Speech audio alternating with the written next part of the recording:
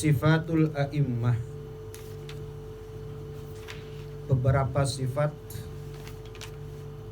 seorang imam di dalam sholat.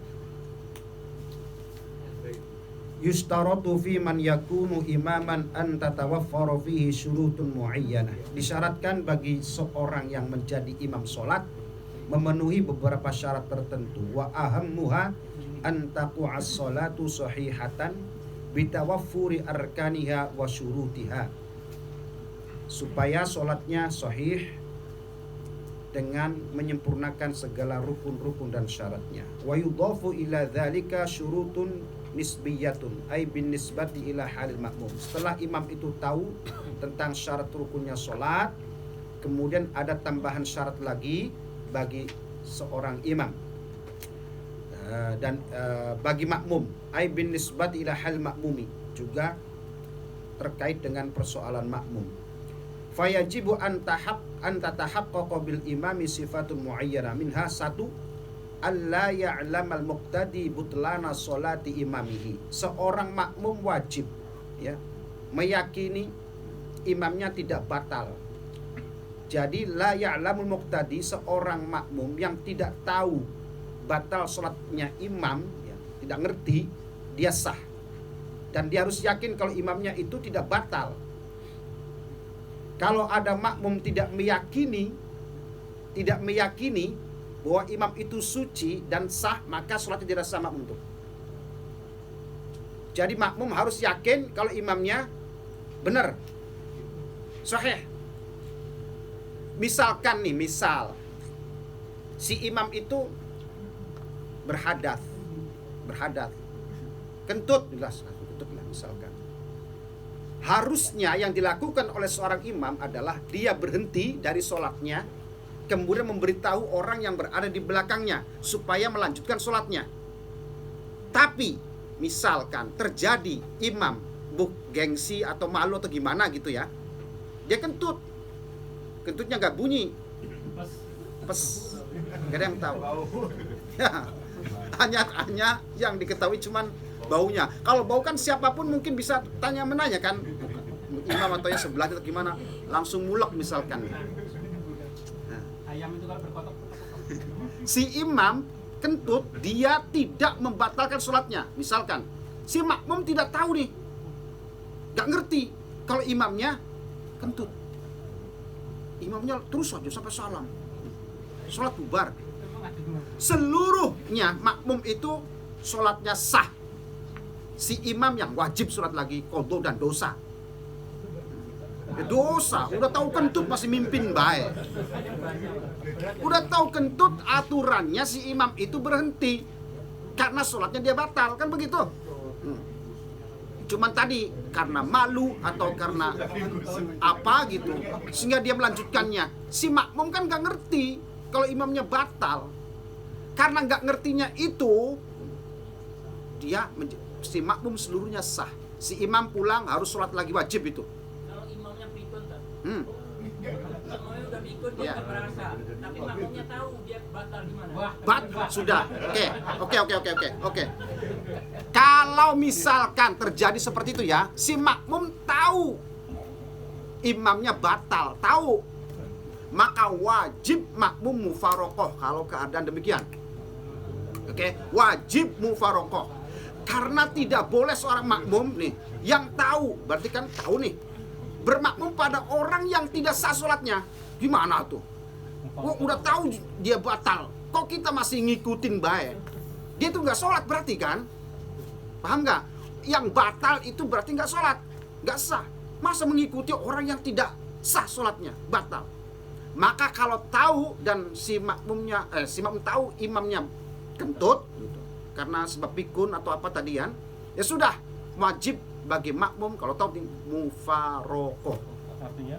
Mufarokoh itu berpisah diri, niat kita melepaskan diri dari jamaah, jadi sholatnya melanjutkan sendiri.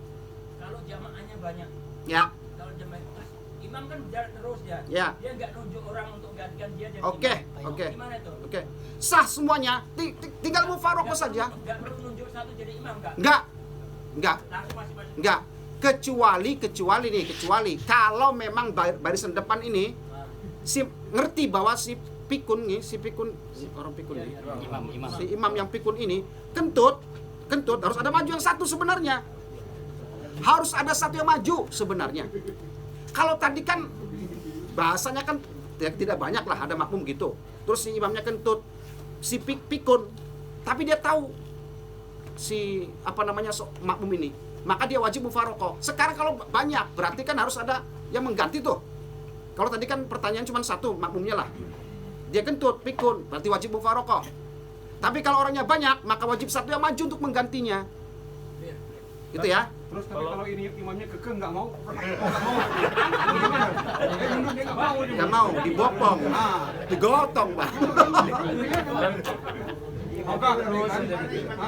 Nah ini Pak, makanya kenapa di dalam sholat itu, kenapa para fuqaha mengaturnya sedemikian rupa? Karena sangat erat kaitannya dengan berbagai hukum di dalamnya untuk menjadi sah dan tidaknya sholat tersebut. Ya kalau tidak ngerti soal fikih, makanya kenapa dalam hadis Nabi afqahu itu didahulukan daripada yang tidak afqah. Sebagai imam, kan banyak syarat-syaratnya nih. Ada yang lebih aqra, lebih pintar baca Qur'annya, ada yang lebih afqah gitu. As-sanu, lebih tua umurnya macam-macam. Tapi afqah itu kedudukannya penting, mengerti tentang fikih sholat. Jadi imam itu lebih dimajukan. Kenapa? Karena tadi kalau dia tahu batal, dia harus ngomong sama belakangnya nih. Berarti dia paham tentang fikih kan? Malah itu nggak mau, berarti nggak ngerti gini. Jangan diajukan jadi pemimpin kalau begitu tuh. Ya gimana? Kalau imamnya batal, Ya, saya pernah sholat nih, si imam itu injak kotoran gitu. ya. Saya tahu, saya di belakangnya dia. Mm-mm. Sedang pas dia sujud baru saya lihat. Terus gimana tadi? Sudah batal sampean. Kalau bisa kasih tahu orangnya. Oh, gitu. Jadi harus nepuk si Ya, tahu. Nah, kalau itu di tengah-tengah sholat, di tengah-tengah sholat, Kalau saya membiarkannya, saya nggak usah dong. ya udah sampai harus mufaroqah sendiri karena dia sholat, karena sampai tahu sholatnya batal imamnya gitu. Syarat daripada sholat kan harus suci badannya, harus suci tempatnya, kan gitu ya. Lah dia itu tidak suci badannya, ada tembeleknya. Sampean tahu berarti dia tidak sah sholatnya. Sampean jangan ikut karena dia sudah batal sholatnya kan. Itu. Dah. Ya tadi yang pikun tadi. Iya. Kalau kita tahu bapak itu, maksudnya orang tua itu fakih. Iya. Tapi habis itu setelah makin tua dia pikun. Iya. Makmumnya boleh ikut, maksudnya sah untuk bermakmum ke. Jangan. Kalau dia sudah masuk pikun, jangan dijadikan jadi imam. Kalau sudah jadi pikun. Tadi kan sudah pertanyakan lagi jadi imam nih. Pertanyaan lagi jadi imam. Kalau memang dia itu orangnya pikun, jangan dijadikan imam. Begini Pak, orang pikun itu semua sudah diambil oleh Allah, taklifnya malah. Nggak sholat juga, nggak apa-apa orang pikun tuh. Orang nggak ngerti. Bapak saya itu di akhir-akhirnya, sampai keluar itunya Pak. Sholat, di tengah sholat berhenti dia. Sudah nggak terkontrol lagi sudah. Bapak sudah sholat, sudah. Padahal baru 1 rakaat, masih mengelengkan. Sudah nggak terjaga. Hadis Nabi rufi'al qalamu an salasin. Seseorang muslim itu diangkat dari tugas, dibebaskan dari tugas itu 3 syarat-syaratnya ya. Alasannya, di antaranya adalah orang gila sampai dia sembuh. Nah, orang yang pikun ini sudah tidak dianggap lagi sebagai orang yang normal. Kalau tidak normal, maka Allah sudah angkat itu tugas-tugas kewajibannya. Karena yang makanatut taklifi al-aqlu. Ini saya berulang-ulang menyampaikan itu. Tempatnya tugas seseorang itu karena dia masih terjaga akalnya. Makanatul taklifi al-aqlu. Kalau akal sudah tidak terjaga lagi, sudah diangkat lagi normalnya, maka dia sudah tidak lagi punya kewajiban tertentu. Paham ya? Ya. Jadi orang pikun jangan disuruh jadi imam. Ngarang bay, nanti nggak bener pikun gimana? Nanya lagi Tat. Ya. Ini si imam sholat udah mulai mimpin. Terus kita baru datang, kita tahu dia batal. Boleh nggak kita ngomong sama Boleh, imam? ngomong. Kalau kita tahu ada orang itu melakukan sesuatu yang salah dalam sholat pun ngomong. Khutbah ngomong.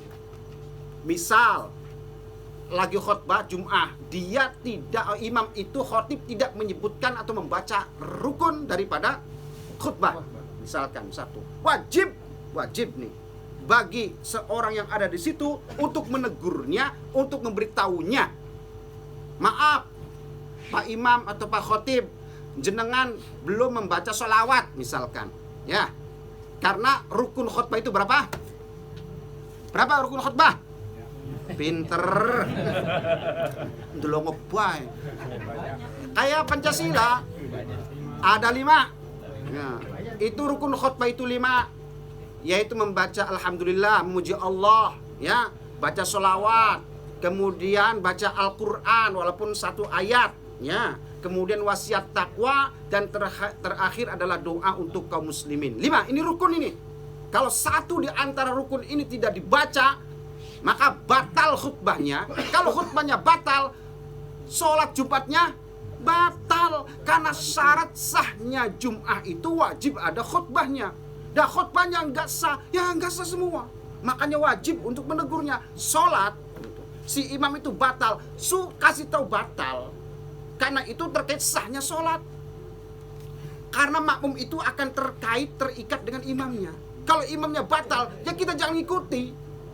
Ada sistemnya itu mufarokoh dalam sholat seperti itu. Bisa diulang yang 5 tadi? Yang 5. Pertama adalah hamdalah, memuji Allah, rukun khutbah ya. Yang kedua sholawat. Yang ketiga baca Al-Quran. Yang keempat wasiat takwa. Yang kelima adalah doa untuk kaum muslimin. Lah sekarang begini pertanyaannya. Bolehkah kita ini berdoa ketika terakhir ya dalam khutbah kedua? Tidak mendoakan kaum muslimin seluruhnya. Biasanya kan kalau di Indonesia, di sini pun sama. Allahumma fir lil muslimin wal muslimat gitu ya. Itu sah-sahnya itu. Misalkan ada orang doa begini khutbahnya. Allahumma fir, misalkan nih, lil hadirina, bagi orang yang hadir di sini gitu. Enggak nyebutin muslim muslimat, mukmin mukminat, enggak sana-sana. Allahumma fir lil hadirina fi hadhiyil jumu'ah. Gitu aja. Tidak. Bagaimana hukumnya? Tidak menyebutkan kaum mukminin dan muslimin secara umum. Oke. Para ulama mengatakan sah. Sah kalau dia hanya mendoakan yang ada hadir di situ. Sah. Oke, sah. Terus simpelnya begini, Pandra. Membaca alhamdulillah itu paling minimal. Boleh kita alhamdulillahirabbil alamin alladzi arzuq, itu panjang gitu, boleh. Tapi minimal membaca alhamdulillah. Tidak boleh diganti kalimat hamdu dengan kalimat syukru. Alhamdulillah kan memuji Allah. Syukur juga memuji Allah. Misalkan nih, asyukrulillah tidak memakai alhamdu, tidak sah. Kalau misalkan gini bahasanya, hamdan lillah, sah. Karena ada kalimat alhamdu, hamdan lillah. Atau hamidtu hamdan lillahi ta'ala. Boleh. Minimal tadi alhamdulillah. Yang kedua sholawat. Minimal Allahumma sholli ala sayyidina Muhammad. Minimal. Oke, minimal. Kalau mau banyaknya silakan. Sholawat Ibrahimiyah boleh, macam-macam ya, panjang silakan. Minimal Allahumma sholli ala Muhammad. Yang ketiga membaca Quran walaupun 1 ayat. Bismillahirrahmanirrahim. Ya. Bismillahirrahmanirrahim. Qul huwallahu ahad, Allahus samad misalkan. Dah selesai. Terus wasiat takwa. Wasiat takwa minimal ittaqullah. Titik. Minimal ittaqullah. Tapi biasanya dibarengkan orang khutbah itu, ya ayyuhalladzina amanu taqullaha haqqa tuqatih gitu ya. Wala tamutunna. Wasiat takwa ya baca Quran di situ biasanya disambung. Baca Quran wal asri cukup. Nah, wasiat takwanya ittaqullah cukup. Ittaqullah haqqa tuqatih wa la tamutunna illa wa antum muslimun. Misalkan nih. Terus terakhir apa? Doa. Doa cukup. Allah maghfir lil muslimina wal muslimat wal mu'minina wal mu'minat. Dah cukup. Jadi sebenarnya khutbah itu enteng sekali kan? Sedikit sekali. 2 menit selesai. Alhamdulillah misalkan nih. Wassalatu wassalamu ala Rasulillah. Bismillahirrahmanirrahim. Misalkan ya. Yasin. Terus kemudian amma ba'du ittaqullah Allahumma ighfir. Baru duduk udah gitu atau baru. Iya, tapi kan intinya khutbah itu, Jumat itu yang paling inti adalah wasiat takwa. Makanya kenapa di Indonesia itu, atau ya di kita ya, yang Jawa bahasa Jawa, yang di Jakarta ya bahasa Jakarta atau bahasa manalah. Karena intinya itu menyampaikan risalah, pesan-pesan takwa. Nah kalau bahasa Arab saja misalkan di Indonesia dipakainya, ya tidak kena kan tujuannya. Pakai bahasa Arab, yang pakai bahasa Indonesia saja pada ngantuk. Yang Jumatan nih, gimana lagi pakai bahasa Arab? Ya udah meler kabeh. Ya kalau di Arab ini kan, di Arab kan ya orang Arab semua, jadi pakai bahasa Arab ya wajar. Ya kita kan pakai bahasa Arab gitu kan, gimana gitu. Paling ngerti kan zanzen, kepa halik, roh, penroh. Ini panjang amat, jangan ngantuk ya wajar. Nah di Indonesia bahasa Indonesia saja ngantuk, apalagi bahasa Arab. Tapi nih, awas nih, yang paling penting kalau Anda atau kita jadi khotib di Indonesia, rukun yang 5 ini baca dengan bahasa Arab. Oke. Nanti setelah kita rukunnya selesai, misalkan nih Alhamdulillah wassalatu wassalamu ala Rasulillah, bismillahirrahmanirrahim, terus ittaqullah, terus hadirin yang berbahagia, gitu kan. Mari kita sama-sama meningkatkan takwa kita kepada Allah. Mungkin dulu kita berpikir setiap Jumat begini khotbah lagi ittaqullah haqqa tuqatih, begini gitu kan. Mari kita tingkatkan takwa kepada Allah, bolak-balik setiap Jumat gitu kan. Karena memang itu adalah syarat rukun daripada khutbah itu sendiri. Ya, berdiri itu rukun itu bagi yang mampu. Nah sekarang kalau sakit boleh, tapi kan alasan itu uzur. Kalau nggak ada uzur nggak boleh khutbah duduk itu, nggak boleh, harus berdiri. Suci hadas besar hadas kecil, suci pakaian tempatnya, sama dengan sholat itu, khutbah itu syarat-syaratnya. Kalau rukunnya 5 ya gitu tadi kan. Dah. Rukun 5 itu di khutbah 1, khutbah 2. Enggak. Khutbahnya, nah oke dibagi lagi ya. Khutbahnya ada 2 ya. Khutbah pertama, khutbah kedua. Ini kita di Indonesia banyak yang kayak gitu. Tapi saya pernah sholat Jumat di majelisnya Persis. Itu Persis ya? Persis. Itu 1 khutbahnya. Jadi tidak 2. Kalau saya di NU kan 2. Nah, di Qatar juga 2. Ada berhenti dulu gitu, duduk, terus lagi. Lah kan 2. Nah, kalau 2 begini, membaca alhamdulillah wajib di dua-duanya. Oke? Alhamdulillah wajib di dua-duanya. Kemudian baca sholawat wajib di dua-duanya. Oke? Kemudian baca Al-Quran wajib di dua-duanya. Kalau wasiat takwa tidak. Oke? Di pertama, keduanya enggak apa-apa. Doa itu ditempatkan pada penutup khutbah, yaitu di khutbah kedua. Oke. Tapi yang 3 harus ada semuanya nih, dua-duanya nih, yang 3 nih. Di khutbah pertama dan khutbah kedua, yaitu alhamdulillah, sholawat dan baca Quran. Paham ya? Yang 3 harus dibaca pada khutbah pertama, khutbah kedua. Wajib itu. Kalau misalkan begini, asyhadu an la ilaha illallah la syarikalah wa asyhadu anna muhammadar rasuluh. Sering begitu kan? Nah, dalam mazhab Syafi'i itu bukan rukun, itu sunnah. Dalam Hambali itu adalah rukun. Oke ya. Tapi karena sunnah dalam mazhab Syafi'i tetap dibaca. Di Indonesia itu umum dibaca, asyhadu an la dibaca. Karena itu sunnah. Jadi sunnah-sunnahnya diambil. Kalau tadi kan rukun, kalau rukunnya vital. Andaikan rukun itu ditinggal, maka bisa berisiko batal khutbahnya. Tapi kalau sunnah kan tidak, tapi tetap dibaca di Indonesia. Dah, nggak nambah-nambah ini. Tanya-tanya baik. Mau nambah lagi dulu. Ya, boleh nambah lagi. Boleh. Besok silakan. Baru baca sekelumit aja. Udah sejam. Ayo, ya monggo. Apa yang harus diperhatikan saat kita mendengarkan khutbah? Ya. Selain nggak boleh ngomong, Ya. apa saja? Ya jelas. Tidak ada syarat-syarat tertentu atau yang tetak bengek bagi pendengar mah. Nggak kayak imam. Ya. Orang yang dengerin khutbah itu sambil tidur kan nggak apa-apa. Rata-rata soalnya. Rata-rata. Ya, padahal nih ada ulama nih, pendapat nih ulama nih. Kalau yang 40 itu ada satu saja yang tidak mengikuti khutbah, artinya khutbah itu bukan hanya hadir, tidak mendengarkan, itu tidak sah. Nah, tapi itu saya tidak pakai pendapat itu. Yang penting hadir saja di situ. Mau ngantuk mau apa, yang penting hadir di situ. Tidak ada syarat-syarat yang lain. Duduk aja, dengerin sudah. Nggak ada syarat-syarat lagi bagi pendengar, bagi jangan ngomong, jangan ngobrol, mendengarkan. Kalau nggak yang ngantuk yang monggo gitu di situ. Bertanya nggak boleh. Nggak boleh bertanya.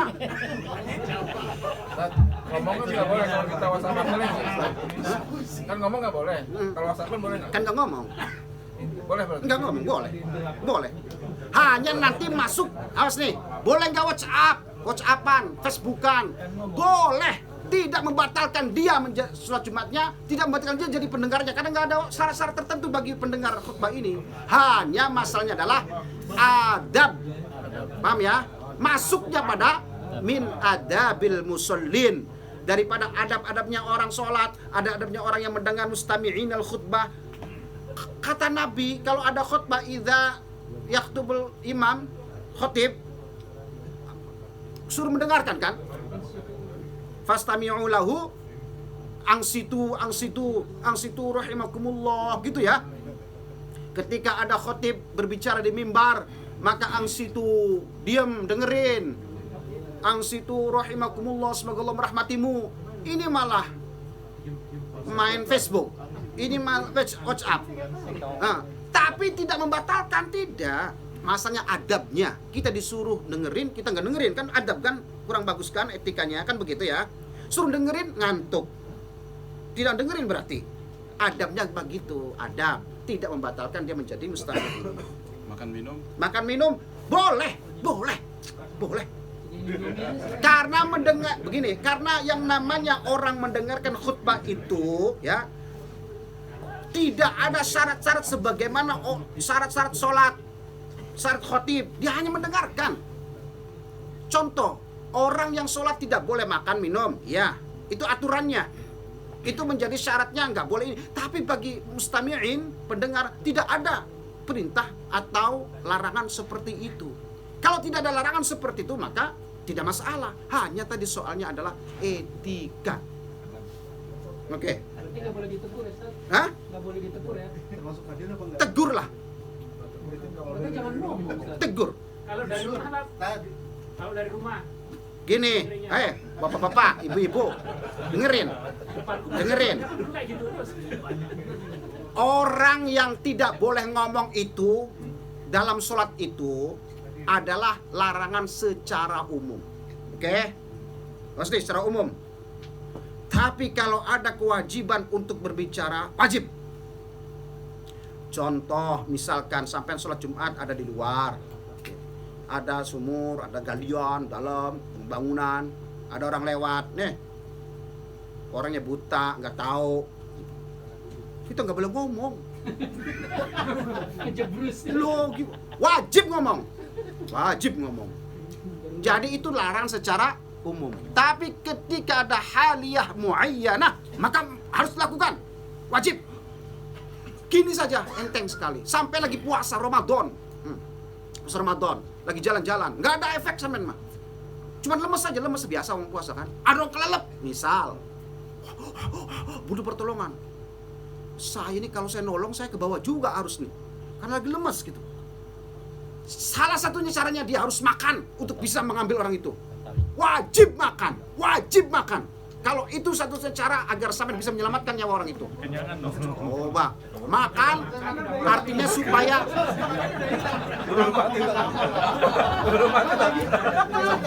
sampean mah. Ini artinya Orangnya udah mati tata. angel. Kayak budak cilik bayi ya mah. Masa lari makan padang dulu nyari-nyari, mati tuh orang. Artinya apa yang ada sampean makan supaya tidak ngeflek lah, lemes atau tidak pingsan. Ya udah, setelah itu sampean terjun, bantu itu. Wajib hukumnya, wajib. Kan secara umum kan dilarang kan dilarang. Tapi ada pada haliyah tertentu di mana kita justru malah wajib melakukan itu. Wes, nanti dulu. Maju. Orang mangkat nggak maju-maju. Nah kalau puasa wajib gimana Pak? Iya. Kita Ramadan, Iya. kita sedang standby ambar. Betul. Biasanya panggilan itu menjelang maghrib. Betul. Jadi orang kolap, hipoglikemia, Betul. orang yang diabetes itu Betul. drop, tiba-tiba Iya. pingsan, Iya. panggillah kontrol room, panggillah ambulan. Iya. Ambulannya, petugas ambulannya sudah juga lemah. Ya, oke. Gimana? Oke, gini. Ini mengkondo atau enggak tuh? Oke, Kalau saya siap. batalkan itu. Wajib mengkondo, wajib itu tadi yang apa namanya? Itu dianggap puasa, kan hampir 5 menit lagi. Ya, baik. Oke. Ngeles yang Oke. Waktu puasa itu telah ditentukan oleh agama. 5 menit, 4 menit, 3 menit, belum maghrib ya belum. Kan gitu ya. Tidak ada tawar-menawar, itu jelas itu. Itu sudah baku, syariat sudah begitu. Gak bisa dikurangi apa gitu, gak bisa. Masalahnya kitanya kembali. Asyakhsu a'lamu bihi, a'lamu bisya'nihi. Seseorang itu yang paling tahu tentang kondisi dirinya. Andaikan sampean bertugas nih. 10 menit lagi maghrib, ada panggilan gitu. Sampean lebih tahu tentang diri sampean, kekuatan sampean, ya, rapuhnya sampean, lemahnya sampean, paling tahu kan sampean. Kalau saya menolong nih, nggak kuat, sampean wajib buka, walaupun nanti qadha, wajib buka dan tidak berdosa karena tujuan itu kan, tapi sampean wajib qadha. Itu kalau sampean merasa bahwa sampean sudah nggak mampu ini berjalan nih. Asyakhsu a'lamu bisya'ni. Kembali kepada pribadi seseorang. Kalau misalkan 10 menit lagi ini ada panggilan, saya masih kuat ini. Ya udah jangan dibatalkan, wajib jalan dan wajib puasa. Jadi kembali kepada masing-masing. Sementara kita ini satu dan lain tidak sama kan kekuatannya kan. Jadi kembali kepada masing-masing orangnya. Kalau kita sudah nggak mau gitu, sama dengan pekerja berat itu, yang bikin jalan kayak yang jembatan, yang apa itu, yang panas-panasan. Tapi awas, hati-hati, tidak diperbolehkan dari rumah sudah nggak niat puasa. Pekerja kontraktor itu, wah ini musim panas banget ini, pasti saya nggak kuat nih. Belum acan-acan itu, belum subuh, bawa air dari rumah, bawa roti, nggak boleh gitu, nggak boleh. Ya, tetap diniati puasa yang benar. Setelah kemudian bekerja dan jam 11 misalkan panasnya luar biasa terik, lempoh, lemes, mau pingsan, wajib makan saat itu. Itu tadi asal syaratnya nih jangan disiapin sebelumnya. Pokoknya nih nggak bakal kuat ini udah. Belum acara kita gitu. Walas dah. Jadi bawa termos segala, bawa teh tubruk, bawa rokok, bawa segala dibawa semua. Ini mau kemana, mau camping, mau kerja. Oh, saya nggak kuat, nggak puas aja dah. Ini nggak boleh kayak gitu, udah nggak boleh. Nah, oke. Lanjut. Next. Nggak ada kan? Nunggu mancing. Oke. Au ya'taqidu dzalika wa dzalika bi ayyadhunna dhannan ghaliban butlana sholati syakhsin fala yajuzu ayyaqtadiya bihi. Kalau ada seseorang menganggap ghaliban, hampir yakin udah bener-bener dia menyangka sudah batalnya sholatnya seseorang, maka dia tidak boleh mengikuti orang itu. Misal si imam kentut dia yakin, padahal dia nggak tahu, nggak dengar. Ini kan imam si kentut ini, yakin bener saya mah. Soalnya baunya dari depan, misalkan nih. kenal bau. Ya, Kedengeran baunya. kenal baunya. Kenal baunya. Kayaknya Pak Kentut orang Indonesia, orang sini sama aja baunya lah. Kucing aja sama, kumisannya aja sama aja, kucing siapa di sini.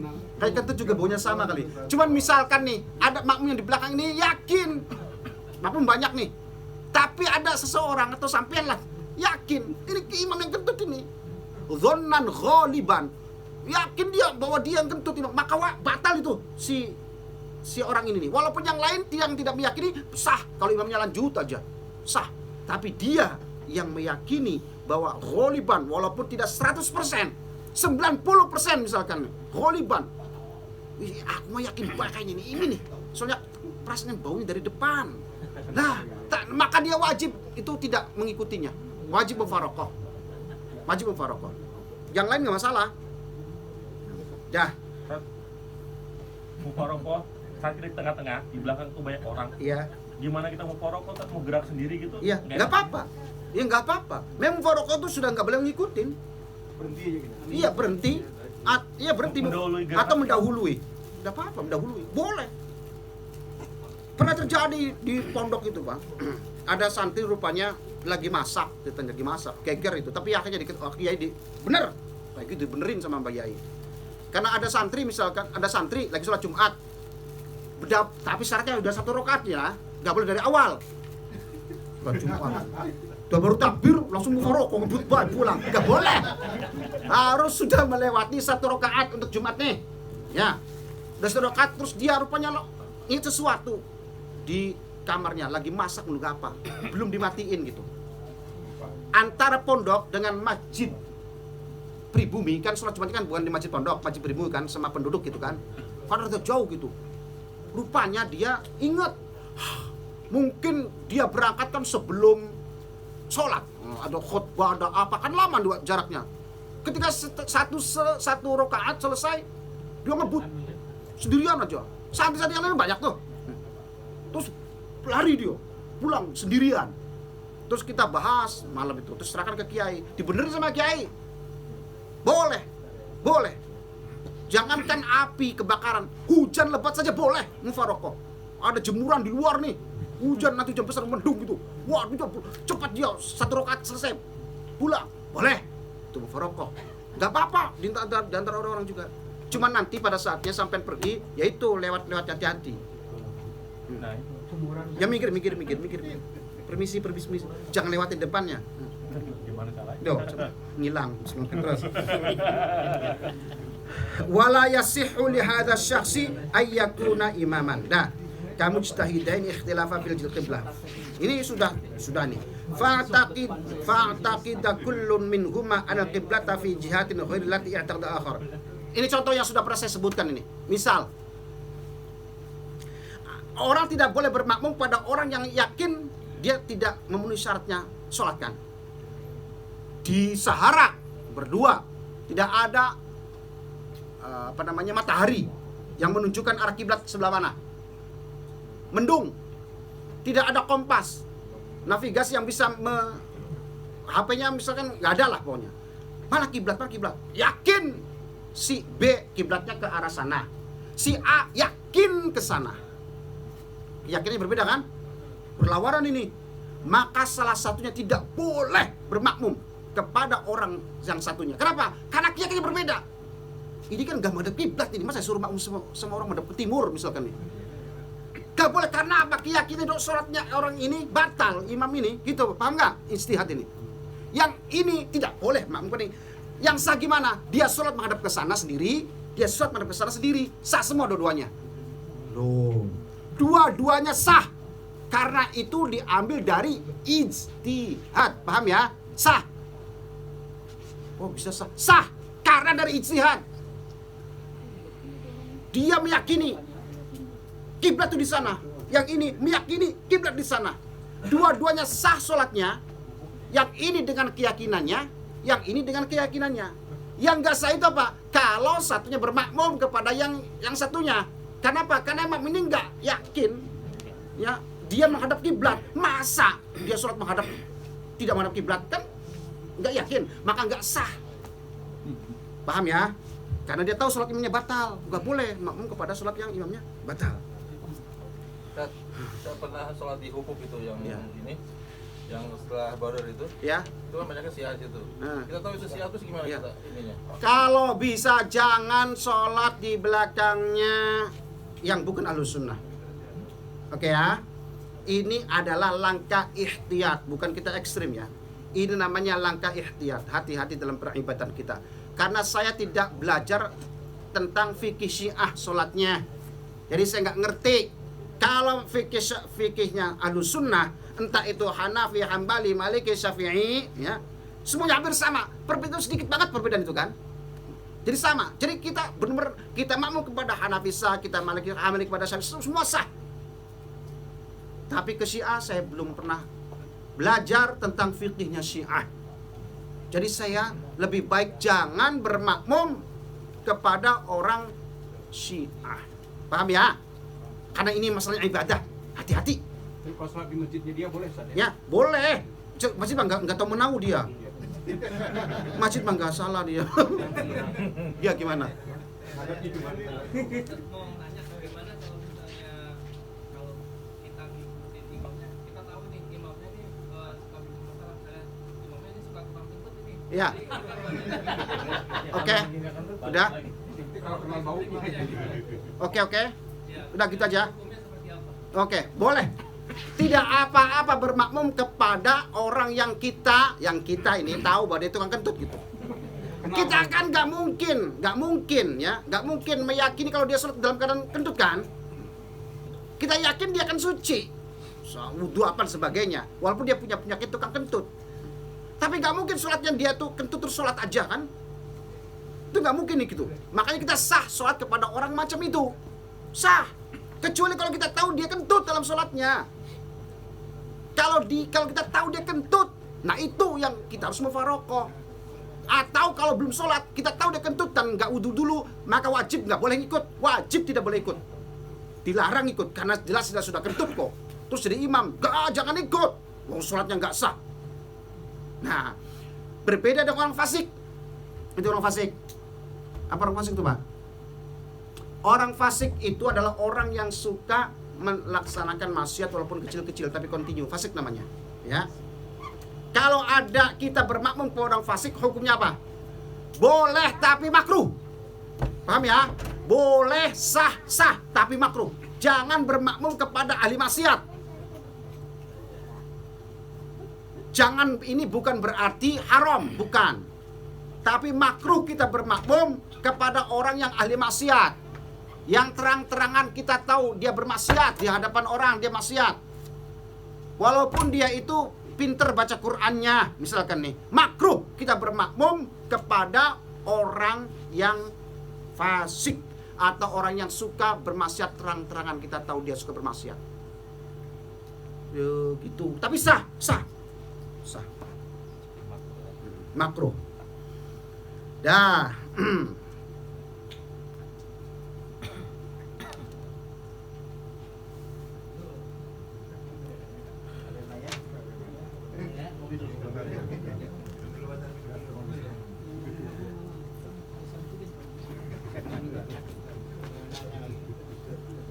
Terus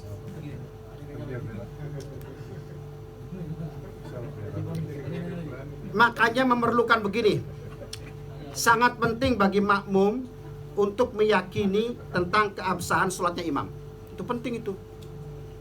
Makanya kita jangan banyak riuh-riuh di pikir kita. Nanti timbul syak, ragu-ragu. Kalau ragu-ragu, nggak percaya akhirnya.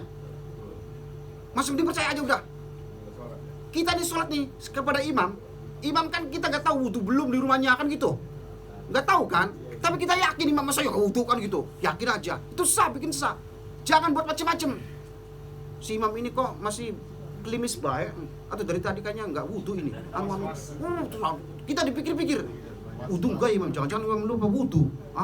Akhirnya kemudian kita timbul ragu-ragu. Setelah ragu-ragu, wah imam itu nggak wudu ini, yakin saya mah. Ya udah jangan makmum gitu. Udah yakin saja imam itu sah sholatnya, dia wudu dengan benar. Itu saja. Penting keyakinan itu. Sekarang begini, walawit tada syafi'iyun bihanafiyyin yusalli hasba madhabihi fil wudu'i was salati wa ya'taqidu syafi'iyyu anna salatal hanafiyya batilatun fala yasihu al-iqtida'u bihi. Itu penting padahal. Adam orang Syafi'i bermakmum kepada mazhab Hanafi. Ya. Salat sebagaimana mazhabnya Hanafi. Oke. Wa ya'taqid, tapi dia meyakini begini. Dalam pribadi orang yang mazhab Syafi'i ini, wa ya'taqidu Syafi'i yang mengikut yang mazhab Syafi'inya, anna salatal Hanafi batilatun fala yasihu al-iqtida'u bihi. Kalau si makmum yang mazhab Syafi'i ini meyakini, penting itu meyakini bahwa salatnya mazhab Hanafi ini batal, maka tidak sah, tidak boleh kita bermakmum kepada orang ini. Penting itu. Makanya saya misalkan nih makmum di Saudi, yakin, jadi saya sah makmum kepada mazhabnya Hambali. mazhab kepada Hanafi, makmum kepada mazhabnya Maliki. Asal keyakinan kitanya sudah sah aja kita. Ini berbahayanya ini karena dia wayataqidu, karena dia meyakini bahwa sholatnya dia ini batilah, maka dia tidak sah, fala yasihu al-iqtida'u bihi. Karena keyakinannya itu penting. Dah.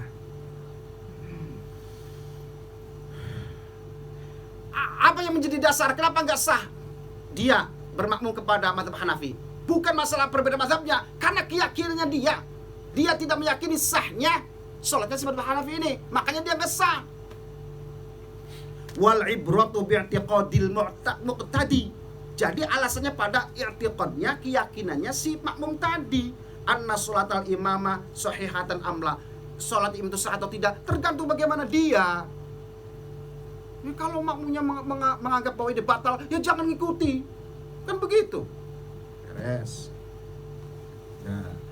Walau tarokal imamu al-hanafiyu al-kunuta fi sholati subhi li'tiqadihi adama sunniyatiha wa amkanal muqtadi ayyaknuta wa yudrikuhu fi sajil ula nudiba lahu ayyaknuta wa illa tabi'ahu wa sajada lisahwi i'tibar bi'tiqadihi. Sekarang begini, kalau saya mah khususnya dalam kunut ya, dalam kunut ini saya nggak perlu i'tiqadan pokoknya. Artinya sah-sah saja, nggak makmum kepada imam yang nggak kunut jalan. Yang kunut ya hayo, memang saya kunut Syafi'i kan. Jadi nggak perlu ada harus ini mah sah, tetap sah. Wes jalan aja, sunnah. Masalah sunnah soalnya kunutnya. Jadi nggak saya pikir macam-macam. Nah sekarang begini, kalau ada imam bermadzhab Hanafi tidak kunut dalam sholat subuh, li'tiqadihi adami sunniyatiha, karena mereka yakin bahwa kunut subuh tidak sunnah, bukan wajib, masalah wajib ya, bukan sunnah. Wa amkana muqtadi ayyaknuta. Terus si makmumnya mazhab Syafi'i. Paham ya? Mazhab Syafi'i. Wa amkana muqtadi ayyaknuta wa yudrikuhu fi sajdatil ula nudiba lahu ayyaknuta. Terus dia itu mazhabnya Syafi'i ini bermakmum dari awal, dari rakaat pertama kepada imam yang bermazhab Hanafi. Oke. Si makmum ini punya dua cara, silakan. Pertama, teman-teman Syafi'i, tetap dia kunut sebentar di rakaat kedua sebelum dia ikut sujud ke mazhab Hanafi. Paham ya? Oke. Jadi ketika sami'allahu liman hamidah, si makmumnya kan Syafi'i, imamnya Hanafi. Imam Hanafi meyakini tidak sunnah. Jadi tidak ada yang namanya kunut. Karena Syafi'i yakin bahwa kunut adalah sunnah, dia tetap boleh melakukan kunut sebentar, jangan lama-lama. Mentang-mentang kita sunnah Syafi'i kunut lama. Allah tinif wa afini. Imamnya udah Allahu Akbar, Allahu Akbar, Allahu Akbar. Masih duet masih kena. Allah tiban hadait, wa tiban afait, wa tiban tawait. Selama banget. Jangan sampai tertinggal takhallaf 'anil ruknaini, karena itu membatalkan buat makmum. Jangan sampai kita tertinggal dari imam melebihi 2 rukun, karena itu batal jamaahnya. Oke. Misalkan matanya Syafi'i, boleh dia lakukan kunut sebentar, kemudian baru ikut sujud. Nah, yang kedua, wa illa, kalau dia tidak kunut, misalkan nih, si makmumnya nih, taba'ahu, dia ikut saja ke imam. Masih ada alternatif berikutnya supaya lebih sempurna bagi dia ini, kalau dia mau mengikuti langsung. Wa illa tabi'ahu wa sajada lisahwi i'tibaran bi'tiqadihi. Dia masih punya kesempatan makmum nih untuk sujud sahwi karena apa? Karena keyakinannya dia. Dia imam salam, assalamualaikum, Hanafi nih, assalamualaikum, dia sujud sahwi.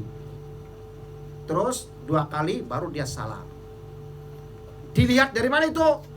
Dilihat dari keyakinan dia bahwa kunut itu adalah sunnah. Si imam tidak kunut, melihat keyakinan dia bahwa kunut tidak sunnah. Jadi kembali kepada masing-masing keyakinannya.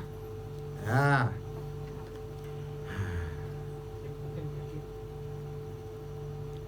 Dah.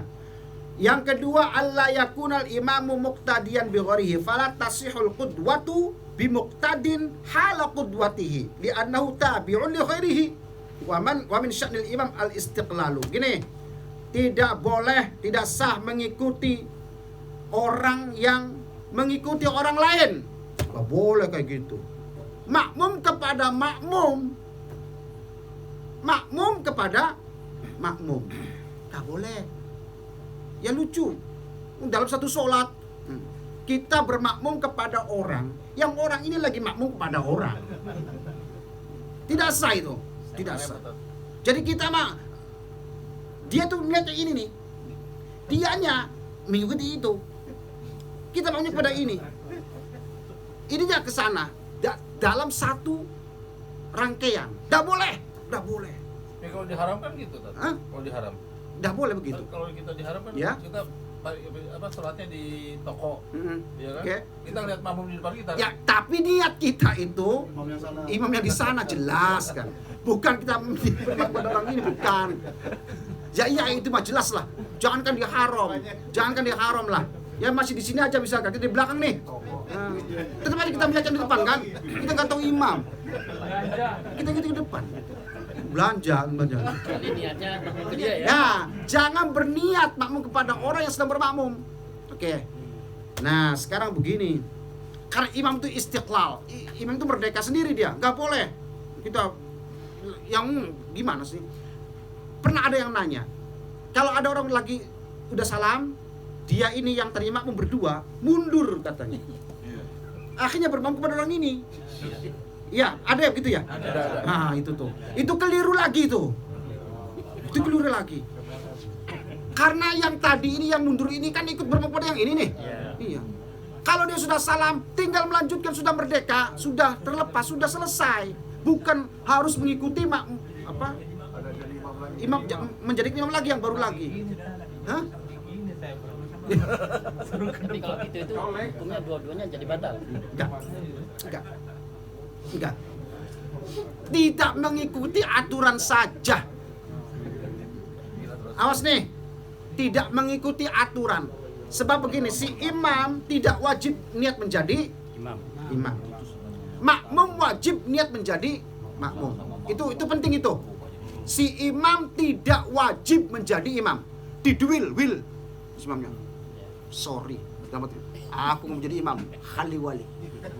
Dia tidak niat jadi imam, tapi dimakmumin oleh orang. Nah, sah nggak sholatnya? Sah. Jamaahnya sah nggak? Sah. Karena imam itu tidak wajib niat menjadi imam.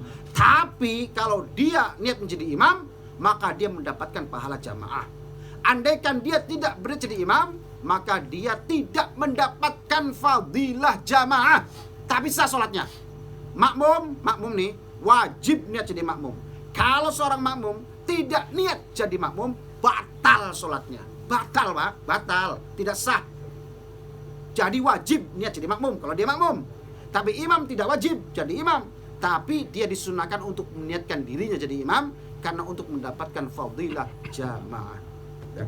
Kalau kita udah sholat wajib, terus kita sholat sunat ya, tiba-tiba ada yang nepuk kita Ya. jadi imam. Terus Oke. apa kita dijaharin juga? Oh. Akbarnya? Bagus. Pertanyaan bagus. Sampai lagi sholat sunnah. Ya. Oke. Ada orang di belakang datang. Kita sudah sholat nih ya. Oke. Apa belum? Udah sholat. Itu sholat. Oke. Belum atau sudah sebenarnya sama aja. Ya. Sebenarnya sama aja sih. Misalkan sebenarnya sama aja. Jadi misalkan belum sholat, ayo sholat. Saya ini sholat sunnah, kamu sholat fardu misalkan. Kamu nggak masalah. Nggak masalah itu, nggak masalah, Pak. Itu kalau belum ya, itu sah. Sekarang sampai posisinya lagi sholat nih, lagi sholat sudah sholat. Si makmum datang orang lah, terus duel kesampaian. Ya sudah, sampai lagi sholat apa nih misal ke maghrib bisa apa subuh nih atau maghrib ya, maghrib. Ya udah, kalau sampean di rakaat berapa sekarang sholatnya? Kalau rakaat pertama, rakaat kedua, atau rakaat ketiga? Kalau ketiga kan jelas sunnah tuh untuk disirikan. Rakaat berapa misalnya? Sunnah kan cuma 2 rakaat. Dia lagi sholat Sholat sunnah. Oke, right, oke. Sholat sunnah. Sampean sholat sunnah 2 ba'diyah maghrib. Iya. Oke. Allahu Akbar. Sampean sunnahnya kan sirri. Iya. Sirri kan? Ada orang datang duel sampean. Sudah sampean siri boleh, dikeraskan juga boleh.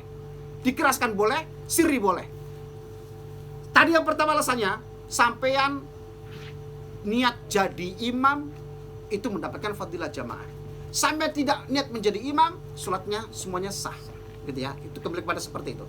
Si makmum ini nanti dia kan 3 rakaat nih. Kalau sampean 2 rakaat selesai, sampean kasih tahu agar makmum menyempurnakan sholatnya, agar dia 3. Karena maghrib kan 3 rakaat, no. Sampean salam, sampean kasih tahu makmum, bangun lagi 1 lagi, saya sholat ini. Itu kasih tahu. Kanjeng Nabi Muhammad SAW ketika melaksanakan sholat qashar 2 rakaat, makmumnya itu 4 rakaat. Tapi ketika Nabi salam, Assalamualaikum warahmatullahi, Assalamualaikum warahmatullahi, kanjeng Nabi menengok ke belakang, atimmu sholatakum fa innana musafir. Oke, sempurnakan sholat kalian karena ini saya safar. Tadi suruh melanjutkan. Ketika sampean salam 2 rakaat, sampean disunahkan untuk ke belakang ngomong, ngasih tahu, biar jangan bingung. Ngomongnya pakai bahasa apa? Bahasa sampean lah. Kalau dia ini orang Arab, Pak, ya atimmu sholatakum. Oke? Sempurnakan sholat kalian. Kalau di Indonesia misalkan nih, ya udah sempurnakan sholat kalian. Bahasa Indonesia kan ya. Teraskeun. Kalau orang Sundanya teraskeun. Hiji ya boleh. Kalau sampean bahasa sana, kalau sini atimmu sholatakum. Jadi kasih tahu, boleh nggak ngasih orang sholat? Boleh, mau ngajarin begitu kok. Atimmu sholatakum, ayo sempurnakan sholat, teruskan. Karena saya musafir, ulang 2 rakaat. Biar nggak bingung. Nah kalau sampean salah, mamnya dikirain udah salam, saya kurang 1 lagi, kirain sholat maghrib. Misalkan bingung dia, kasih tahu. Sebenarnya sih kalau makmumnya ngerti, gak usah bingung. Kita sholat 2, ya dia 4, 2 kita salam. Kalau dia 2, dia salam, kita lanjutkan. Itu aja sebenarnya. Yang nggak boleh itu apa? Sholat mayit dengan sholat biasa. Nggak boleh. Bener itu. Bener. Masa sholat duhur pakai mayit gimana sih? Biasanya banyak harus pakai ruku. Iya. Karena orang sholat mayit nggak ada rukunya kan. Salam-salam kita masih berdiri baik, nggak ruku-ruku. Karena apa? Karena kaifiahnya berbeda. Sampean sholat duhur makmum kepada orang yang sholatnya asar, qadha duhur sah. Gitu. Sampean sholat qadha asar dimakmumi oleh orang yang sholat ada, bukan sholat qadha nih, asar sah. Paham nggak? Sampean ini punya utang sholat duhur, qadha, sembahyangnya di asar, makmum kepada orang yang sholat asar, sah sholat sampean. Qadha duhurnya itu sah. Atau sampean, misalkan nih, sholatnya di waktu asar, sholat asar nih, sholat ada. Ada orang makmum gitu, sholatnya duhur, makmum ke sampeannya sholat ada, sah. Sampean sholat maghrib, qadha, makmum kepada orang yang sholatnya isya, sampean sholatnya di waktu isya. Ada orang sholat isya 4 rakaat, sampean maghrib nih, qadha kan, sholat sampean makmum kepada orang yang sholat isya, sah. Tapi setelah 3 rakaat sampean 2 rakaat tuh bangun ya, kalau 3 kan dia akan bangun lagi.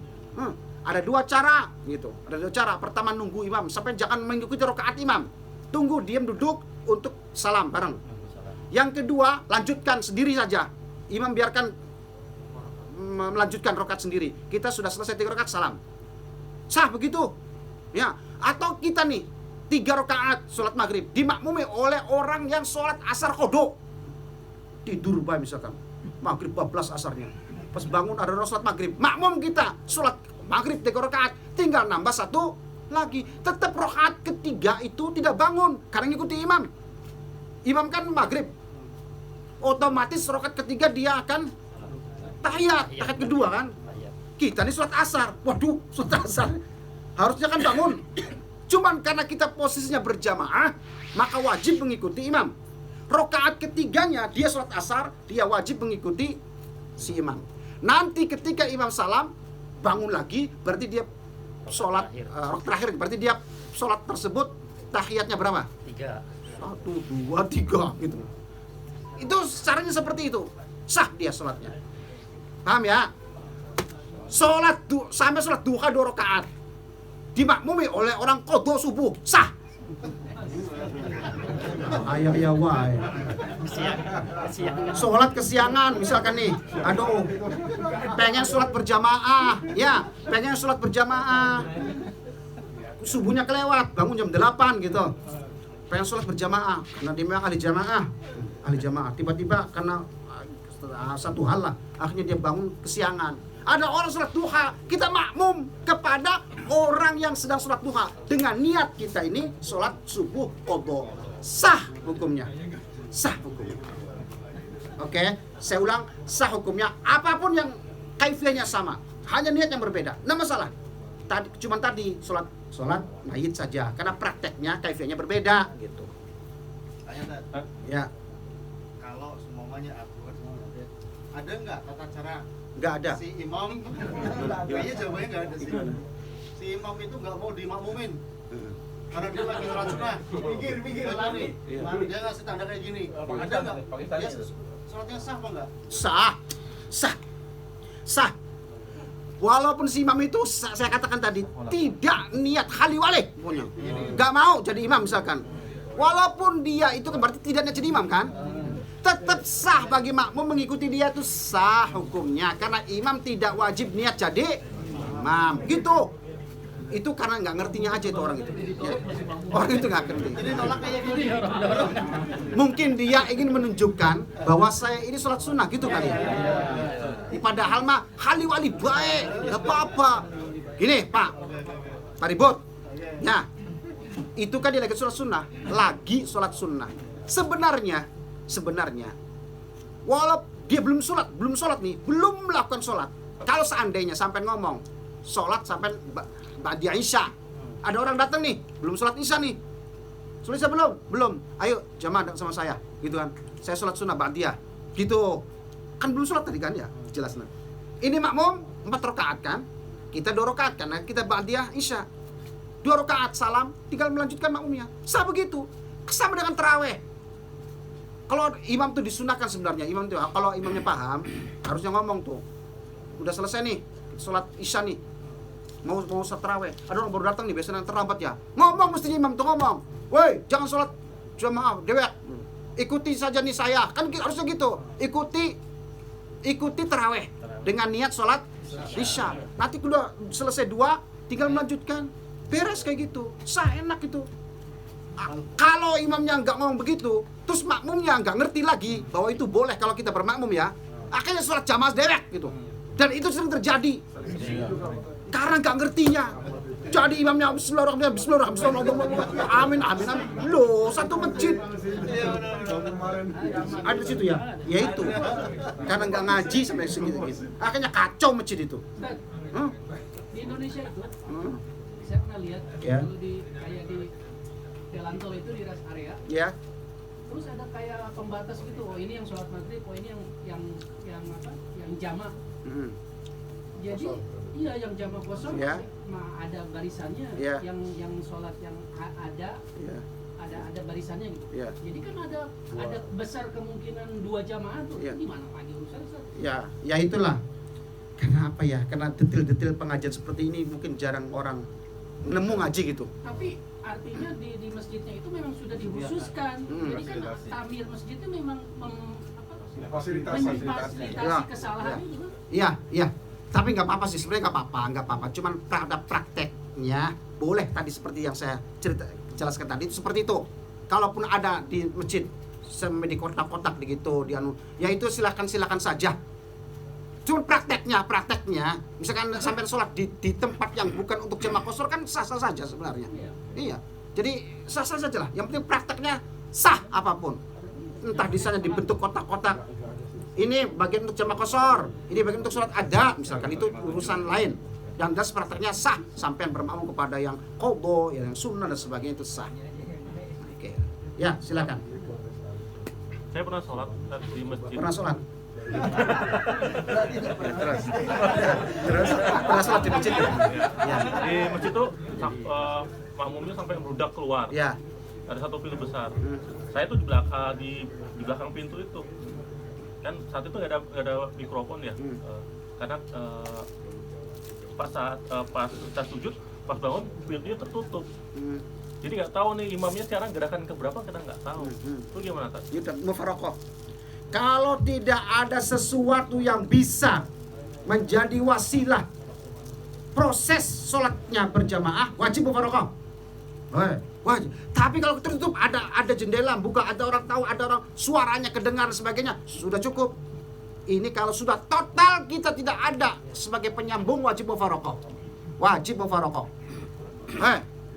Tapi kalau ada yang menjadi wasilah menyambung, misalkan nih, tertutup nih ya, tertutup nih. Terus imamnya Allahu Akbar, ada orang yang ngomong Allahu Akbar. Nyambung nggak kira-kira? Nyambung kan? Terus nggak apa-apa saya itu. Kalau tadi bahasanya kalau sudah tertutup dan tidak ada yang bisa menjadikan wasilah proses berjamaah itu, maka wajib mufarokoh. Sampai berarti nggak ngambang sholat itu. Nggak ada yang diikuti. Kalau tertutup misalnya nih rapat, terus kita gimana ya? Gampang itu ngikutin siapa gitu. Nggak ada aba-aba, nggak ada sesuatu apa. Saya nggak boleh sholat kayak gitu. Oke. Jadi kalau ada masih nyambung, Allahu Akbar, masih ada orang yang begitu, wah berarti masih nyambung. Teruskan, nggak apa-apa. Nah, kalau kita mubarakah itu dapat pahala jamaah nggak? Sama jamaah 100%. 100%. Karena mufaroqah itu kan ada alasannya. Nah, maka ini udzur ini yang akhirnya tidak merubah status pahalanya. Gitu. Karena udzur itu yang kemudian menjadikan sholat Anda sempurna sama dengan yang lain. Contoh misalkan orang yang sholat fardu wajib berdiri. Wajib berdiri. Berdiri itu adalah rukun sholat fardu. Nah, oke. Sekarang sampean atau kita ada yang sakit, sehingga dia sholatnya sambil duduk. Sholat fardunya nih, sah nggak sholatnya? Sah, karena ada udzur. Pahalanya sama persis dengan yang berdiri. Kenapa? Karena duduknya sampean itu adalah sebab udzur. Berbeda begini dengan sholat sunnah. Karena sholat sunnah itu bukan fardu, bukan rukun berdiri itu. Sehingga walaupun sampean sehat nih, bisa berdiri, sholatnya sambil duduk, sah nggak? Sah, karena bukan rukun. Tapi pahalanya setengah, separuh dari yang berdiri. Sholat sunnah nih, kalau saya berdiri nih dengan duduk, berbeda pahalanya, kata Nabi. Nabi yang mengatakan ajrul qa'id nisfu ajril qa'imim wa nisful muttaji'i nisfu sholatil qa'idi. Kan Nabi yang mengatakan begitu. Orang yang sholatnya sambil duduk separuh pahalanya daripada yang berdiri. Sholat yang sambil tidur miring muttaji' itu separuh daripada sholatil qa'id, sholatnya sambil duduk. Itu kanjeng Nabi separuh-separuhnya. Karena memang berdiri bukanlah rukun dalam sholat sunnah, tapi bisa berkurang pahala. Berbeda dengan fardu tadi. Sampean kalau tidak duduk tidak sah. Kalau sampean duduk tidak sah sholatnya. Kan begitu. Sah apabila ada udzur. Fardu kan gitu. Kalau ada sakit, sampean bisa sah sholatnya dan pahalanya sama dengan yang sholat berdiri. Paham ya? Deh. Jembirai. Apa tuh? Yes. Ya. Pernah di Madinah nih saya lihat video nih, si imam sudah takbir ternyata lupa wudu. Terus dia mengatakan ke jamaah, saya tidak ada wudu, tolong tunggu sebentar. Padahal yang jamaah udah pada gini semua nih. Ya. Jadi Oke. penjelasan Ya. dari pihak Madinah sih katanya itu diperbolehkan. Ya, boleh diperbolehkan. Nah, gini, hanya mazhabnya Imam Syafi'i yang membatasi antara sholat imam dan melanjutkannya itu dengan sita kalimatin. Sebenarnya nggak ada. Jadi boleh begitu. Harus lamanya itu harus diantaranya adalah sita kalimatin. Kalau ngomong tidak lebih dari 6 kalimat. Kalau mazhabnya Hambali tidak ada aturan itu. Jadi boleh dia wudu dulu lebih daripada 6 kalimat juga tidak ada masalah. Terus dia mulai lagi, tidak masalah. Sah sholatnya. Tapi Imam Syafi'i harus membatasi. So apa kejadiannya? Kejadiannya pada saat sholat duhur, wakila sholat asar hadisnya. Hadis Bukhari, sahih. Nabi sholat 2 rakaat salam. Udah selesai kan? Kalau salam udah selesai sholat tuh. Makmumnya itu salam. Terus ada yang ngomong protes kan? Kanjeng Nabi sampai itu aku surat diringkes amnasita. Apa engkau lupa? Bahwa sholat 2 rakaat. Benar apa yang dikatakan dia? Benar. Yaudah. Udah yang namanya sholat udah selesai tuh. Udah ngobrol lagi tanya jawab. Kanjeng Nabi Karena tadi batalnya bukan karena bukan karena kentut kan, bukan karena berwudu. Ini kan sudah jelas nih, masih punya wudu kanjeng Nabinya. Ayo lanjutkan, Allahu Akbar, takbir lagi, semua takbir lagi, 2 rakaat lagi nambah. Terus kanjeng Nabi salam, berat sujud sawi dulu, kemudian salam. Madzhab Syafi'i mensyaratkan itu. Kalau sudah salam kan selesai. Kayak tadi nih, dia wudu dulu, tapi kan nggak ada batasan tuh. Wudu kan mungkin bisa jadi banyak hal, banyak lama. Tapi kalau ini kan Imam Syafi'i dibatasi 6. Kenapa? Karena dialog antara kanjeng Nabi dengan sahabat, dengan makmum yang ada tadi itu tidak lebih daripada 6 kalimat. Itu ijtihad Madzhab Syafi'i membatasi. Dialog sang imam. Iya, imam dengan makmum nih ngobrol nih, kanjeng Nabi kan sama nanya, ini bener nggak? Iya, ya udah ayo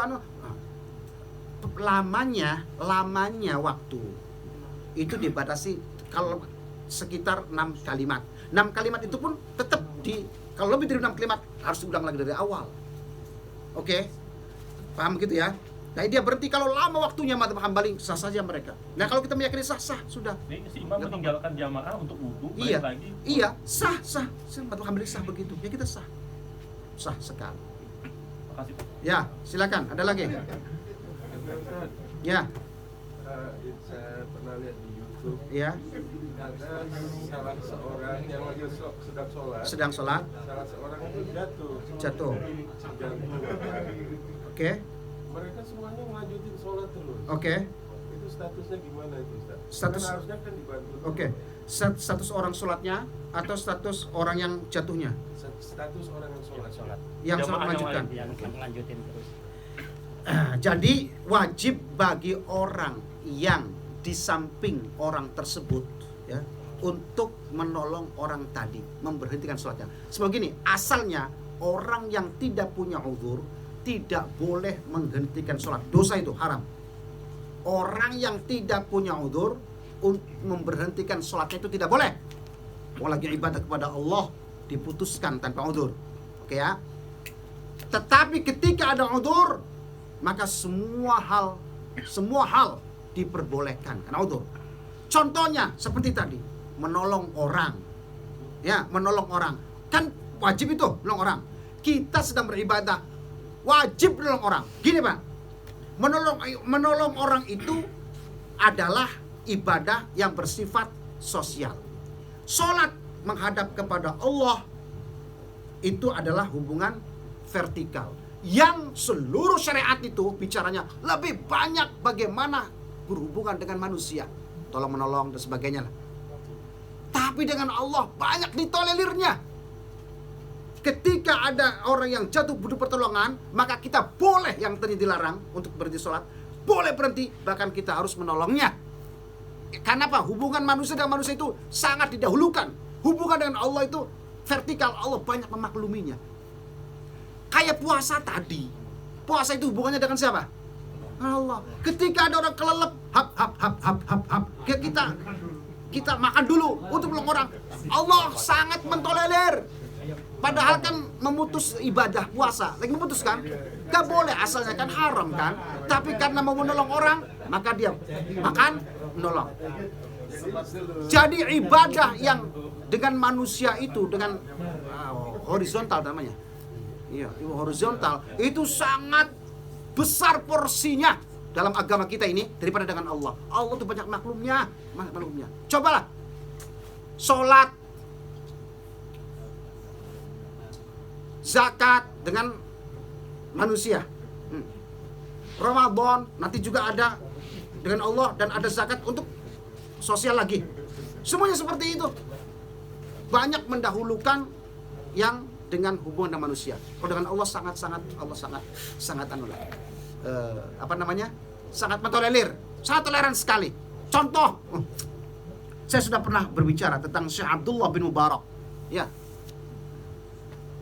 apa Malik bin Dinar, yang berjalan berdua sama santrinya itu kan, lagi, oh masya Allah Syekh, mau mampir, saking senangnya, disembelih ayam, digoreng kan sebagainya lah, mau Syekh hidangan itu.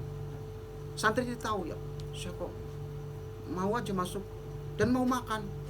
Senangnya tuan rumah ini, masya Allah, senang banget ditamu ulama besar, waliullah, senang banget. Akhirnya selesai makan, saking bunga senangnya, dia hampir diinjak rumahnya oleh waliullah, seorang ulama besar. Senang kan? Jadi bikin makan makanan senang. Syekhnya ikut makan, melihat wajahnya berseri-seri senang. Alhamdulillah. Pas keluar santrinya bawa, Syekh, Anda kok mau mampir dan mau makan? Aku tahu jenengan itu puasa, kan ahli puasa semua. Apa kata syekhnya? Saya puasa sunnah karena ingin mengharap ridha Allah. Pengen ridha Allah. Tapi ini yang saya belum tentu terima atau enggaknya puasa dengan puasa ini.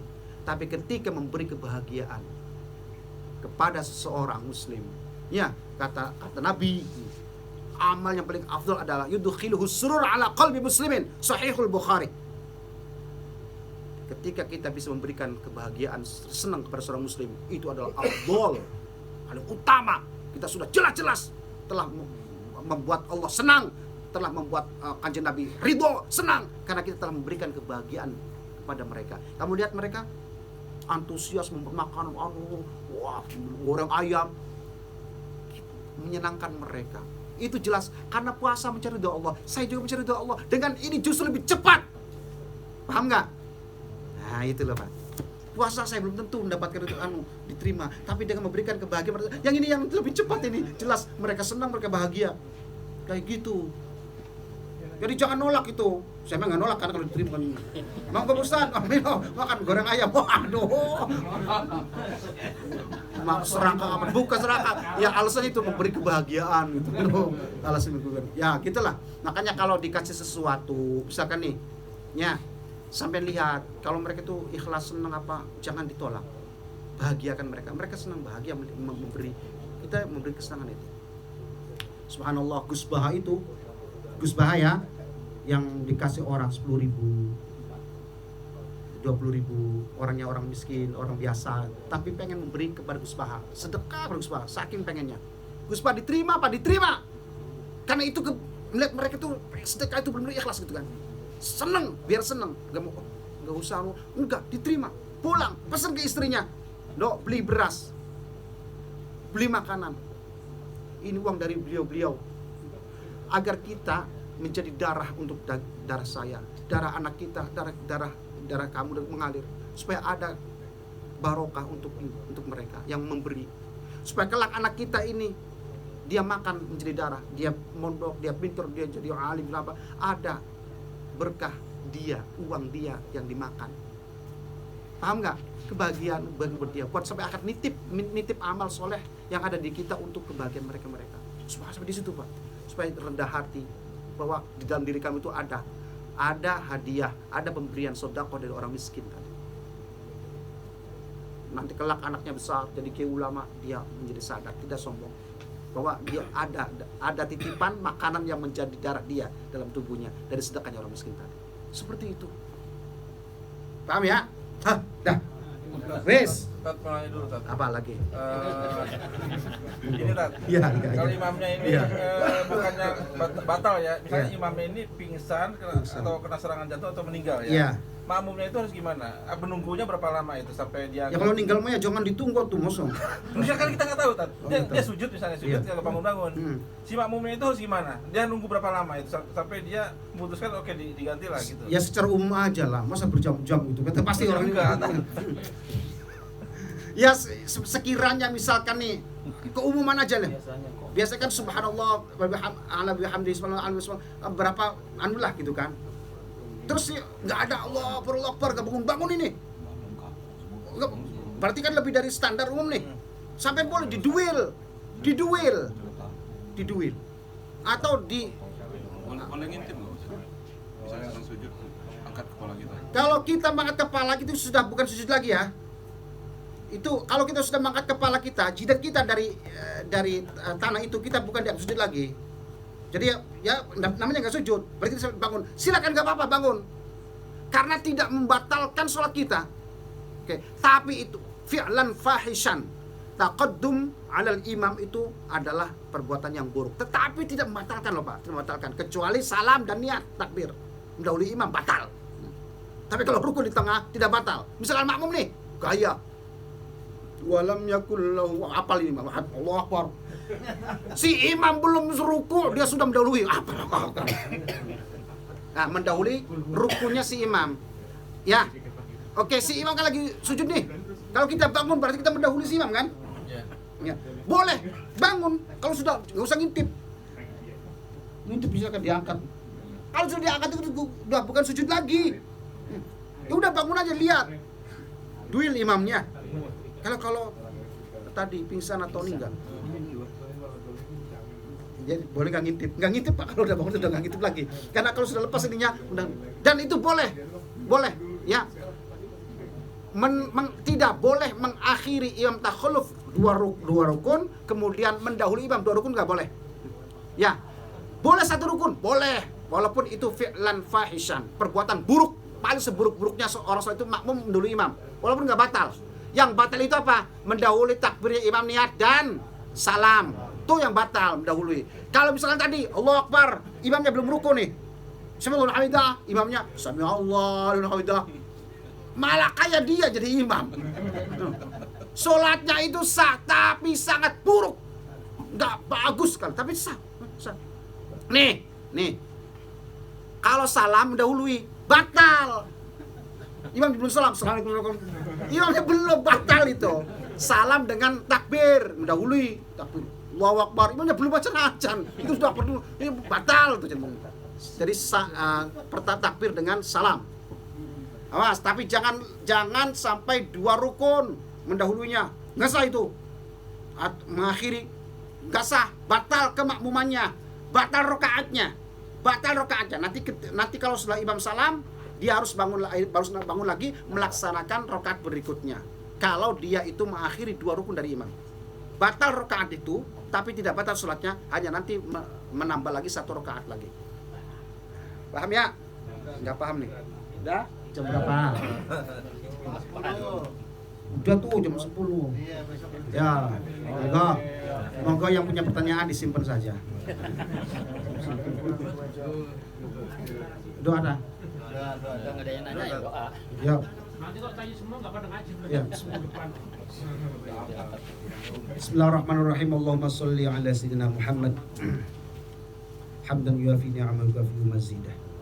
Ya Rabbana lakal hamd kama yanbaghi li jalali karim wa sultanik. Allahumma rabbana taqabbal minna innaka antas samiul alim. Wa tub alaina ya maulana innaka antat tawwabur rahim. Allahumma ighfir lana dhunubana wa liwalidina warhamhum kama rabbawna shighara. Waghfir lil muslimina wal muslimat wal mu'minina wal mu'minat al ahya'i minhum wal amwat min masyariqil ardi ila magharibiha barriha wa bahriha wa ayyaminiha ila shimaliha min qafin ila qaf min ladun adam ila yaumiddin. Allahumma alhimna rushdana wa a'idna min syarri nafsina. Allahumma aghnina bil ilmi wa zayyinna bil hilmi wa akrimna bit taqwa wa jamilna bil afiyah. Alhamdulillahi ala kulli hal wa na'udzu bika min kulli ahlin nar bi rahmatika ya arhamar rahimin. Ya muhawwil al-hawli wal ahwal hawil halana ila ahsanil hal. Ya muhawwil al-hawli wal ahwal hawil halana ila ahsanil hal. Rabbana atina fid dunya hasanah wa fil akhirati hasanatan wa qina adzaban nar wa adkhilnal jannata ma'al abrar ya aziz ya ghaffar ya dzal jalali wal ikram. Allahumma ij'alna ya Allah wa auladana wa talamidana min ahli al-ilmi wal khair wal qurra'i wal huffadhi wa ahli al-Qur'an wa ahli at-ta'ati wal irfan bi rahmatika ya arhamar rahimin. Allahumma ij'alna wa auladana min ahli al-ilmi wal Qur'an. Allahumma ij'alna wa auladana min ahli al-ilmi wal Qur'an. Sallallahu ala sayyidina Muhammad wa ala alihi wa sahbihi wa sallam.